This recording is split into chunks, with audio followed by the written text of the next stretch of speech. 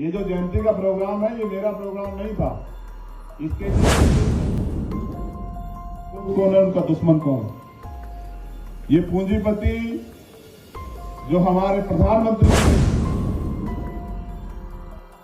प्रदेश बदलते हैं, जिलों के नाम बदलते हैं, किसानों के नाम बदलते हैं, और जो यहाँ स्टूडेंट यूनियन के जीते हुए पदाधिकारी पहुंचे, उनके जीवन के लिए और यहाँ उपस्थित हर एक व्यक्ति के लिए मंगल कामनाएं भेंट करता हूं कि आप स्वस्थ रहें, दीर्घायु हों और तरक्की प्राप्त करें। आज इस प्रोग्राम में यहाँ उपस्थित राष्ट्रीय लोकदल के राष्ट्रीय अध्यक्ष श्रद्धेय बड़े भाई जयंत चौधरी जी, उनकी प्रदेश की और राष्ट्रीय स्तर की जो टीम के सम्मानित पदाधिकारी यहाँ हैं, उन सबको भी बहुत बहुत धन्यवाद। उनके साथ साथ भीम आर्मी और आजाद समाज पार्टी के सम्मानित नेतागण, मंच पर उपस्थित महिला शक्ति हमारी बहनें, भाई मनोज दुवन जी, आज की सभा के अध्यक्ष जी गोदारा जी, आपको भी बधाई और मंगल कामनाएं।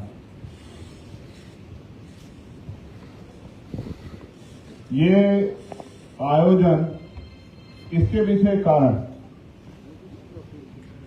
उस कारण को भी मैं आप लोगों के बीच रखूंगा, लेकिन उससे पहले समय समय पे जो भारत के अंदर संत गुरु महापुरुष जन्मे हैं, उन सबको नमन करते हुए बड़े हर्ष का विषय है कि किसान कमेरे वर्ग के लोग सब छोटू राम जी की उस बात को मानने लगे हैं कि दुश्मन को पहचान लो।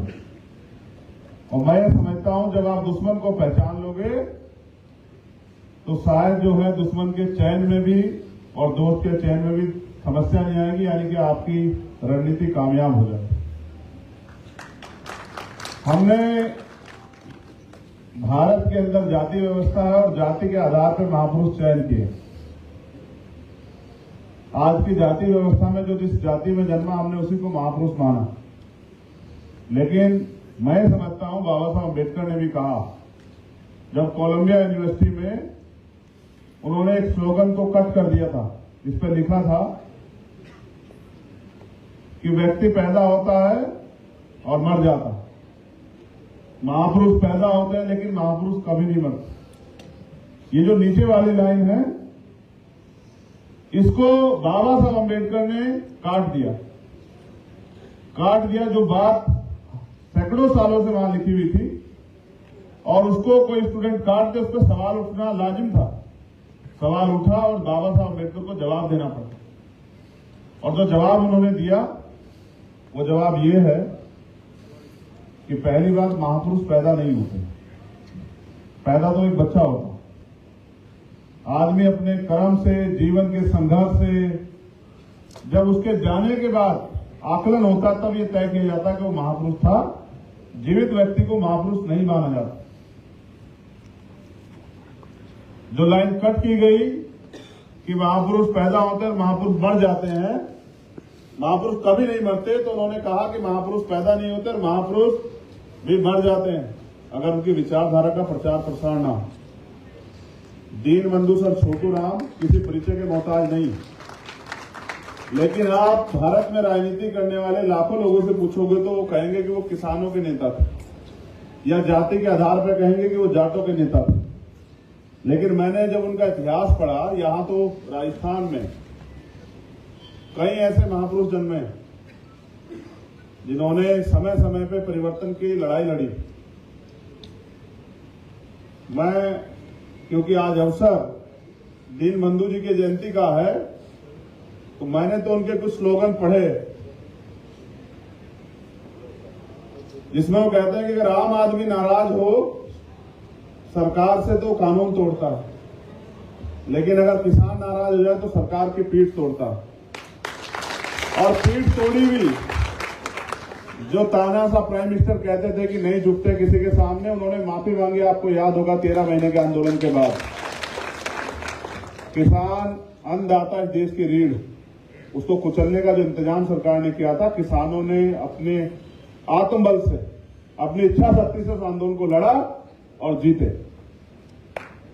मैं समझता हूं अगर देश में सबसे ज्यादा अन्याय आज भी किसी के साथ हो रहा है तो किसान और कमेरे वर्ग के साथ हो रहा है, जिसको अपनी फसल का ही पूरा दाम ना मिलता हो और वाजिब दाम ना मिलता हो। आप समझिए कि उसके हालात कैसे होंगे। एक तो प्राकृतिक मार, ऊपर से चोरी चकारी, और हमारे यहां तो वो योगी जी के और मोदी जी के पशु भी घूमते रहते हैं फसल को खराब करने के लिए। किसान बेहाल, और कुछ कह दे तो पराली पे भी कानून आ गया है, पराली जलाओगे तो भी मुकदमा होगा, और किसान कोई फसल खा जाए उसको अगर तार बाड़ करोगे तो भी मुकदमा होगा। तो हालात ऐसे हैं कि भारतीय संविधान सिर्फ संविधान की पुस्तक में बंद होकर रह गया है। मैंने एक और बार पढ़ा उनको, जब उनसे कहा गया कि आप, भारत अंग्रेजों का गुलाम है, आप अंग्रेजों का साथ दे रहे हैं, उनका सम्मान कर रहे हैं।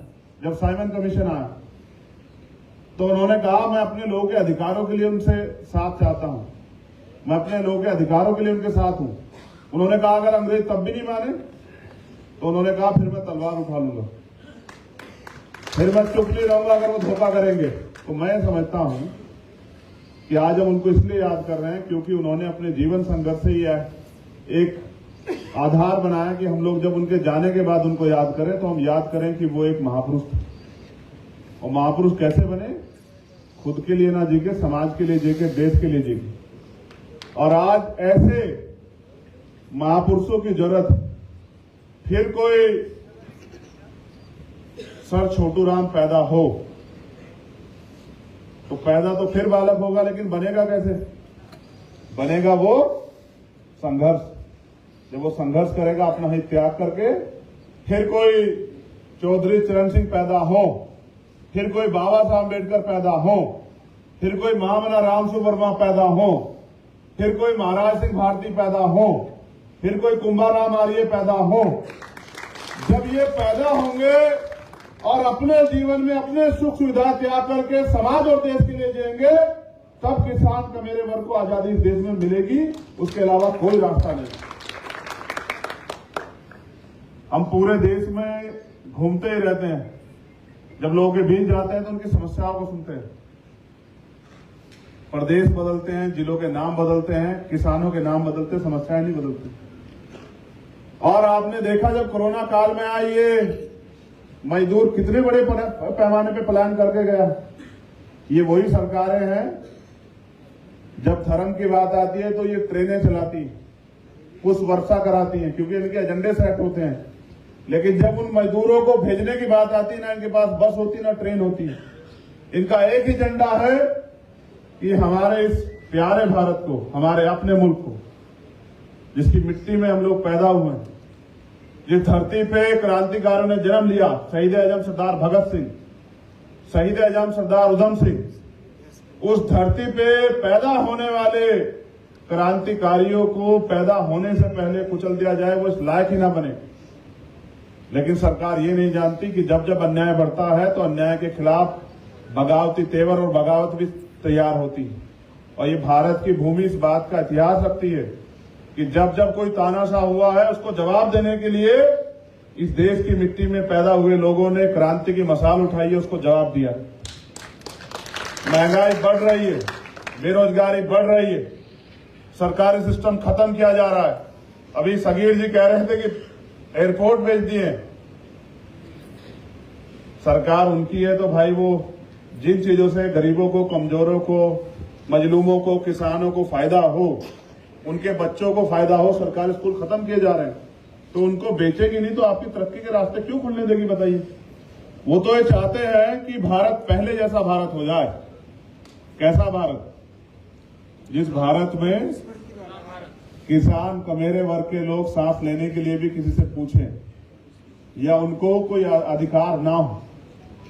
तमाम तरह की कुप्रथाएं थी, विधवा विवाह, सती प्रथा, पहले नाबालिग बच्चों की शादियां होती थी। तमाम तरह की कुप्रथाओं के खिलाफ लगातार आंदोलन चले और बदली, लेकिन संघर्ष अभी खत्म नहीं हुआ। मैं आप जो नौजवान साथी यहां बैठे, मैं आपकी धार की, आपकी क्षमता की तो प्रशंसा करता हूं, लेकिन वहीं मैं आपके अनुशासन पे ये भी कहता हूं कि अगर आप अनुशासित नहीं है तो आप कोई लक्ष्य प्राप्त नहीं कर सकते। मैं अम्बेडकरवादियों की हौसले की तो दाद देता हूं, लेकिन मैं ये भी समझता हूं कि जब कोई सगीर साहब यहां बोले तो उनको टोकने का मतलब नहीं बनता है।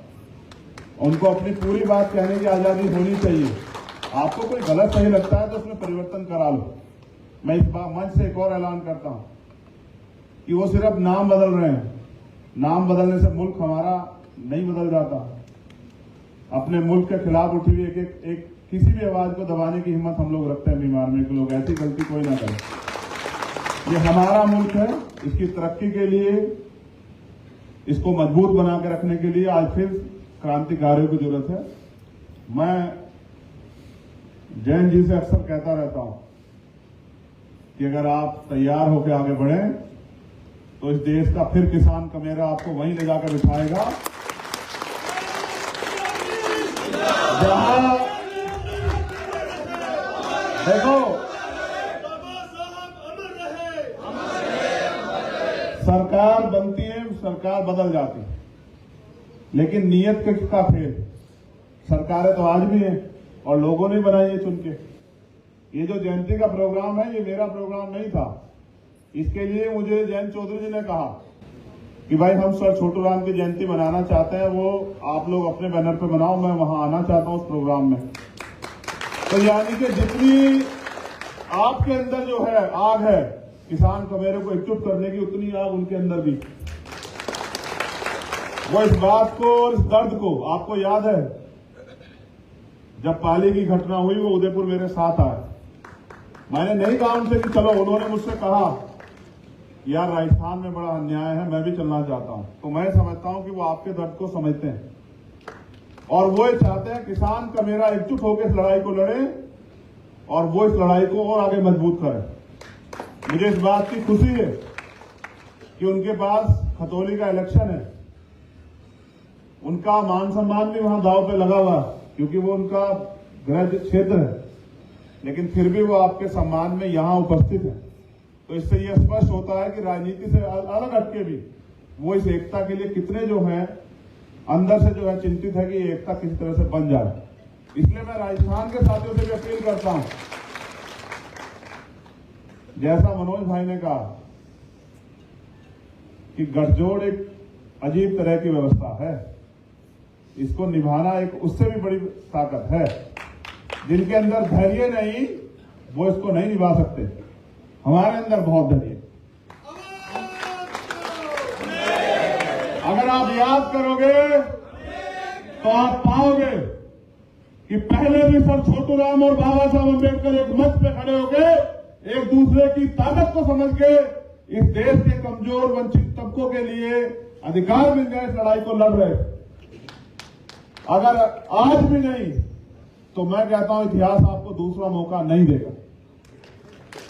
आज आपके पास झंडा भी है, डंडा भी है, नेता भी है, संघर्ष करने का मादा भी है, संविधान ने अवसर भी दिया। लेकिन जिस तरह की नीति रीति पे भारतीय जनता पार्टी की सरकार केंद्र में बैठ के काम कर रही है, मुझे लगता है कि हो सकता है 2024 के बाद आप पे ये मौका भी ना बचे।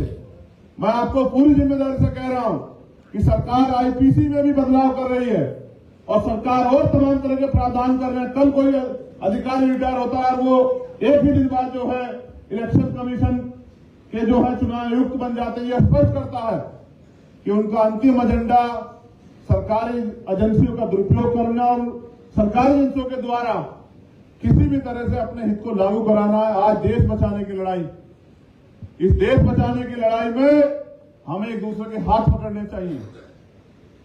अपनी नाराजगी और सब चीजें हमारी सरकार के प्रति है, अधिकारों के लिए जातियों में बांट के हमें कमजोर किया गया है।